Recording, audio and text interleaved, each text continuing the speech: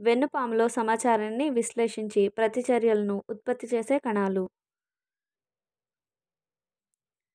మధ్యస్థ నాడీ కణాలు. ఎముకల్లో కాల్షియం, ఫాస్ఫేట్ల స్థాయిని నియంత్రణ చేసే హార్మోను. పారాథార్మోన్. ప్రసవమైన తర్వాత క్షీరోత్పత్తిని ప్రోత్సహించే హార్మోను.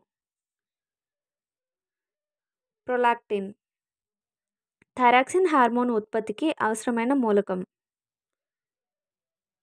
అయోడిన్.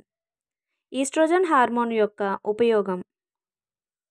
పైవన్నీ ద్వితీయ లైంగిక లక్షణాల అభివృద్ధి, ఫాలోపియన్ల నాళాల అభివృద్ధి, గర్భాశయం, స్తన గ్రంథుల అభివృద్ధి.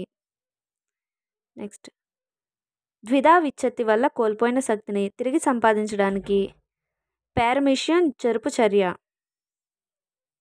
సంయోగము.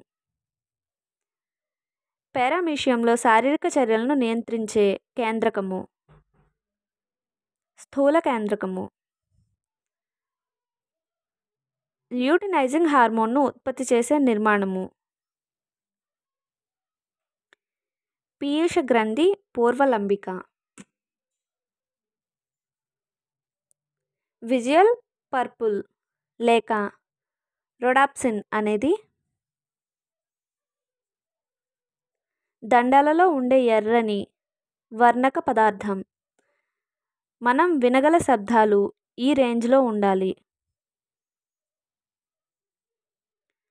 16 నుండి 40,000 మధ్య ప్రసారమయ్యే శబ్ద తరంగాలు. వీడియో కనుక నచ్చితే ఖచ్చితంగా లైక్ చేయండి. మీ ఫ్రెండ్స్ అండ్ ఫ్యామిలీకి, మీలా ప్రిపేర్ అవుతున్న స్టూడెంట్స్కి వీడియో అనేది షేర్ చేయండి. Thanks for watching.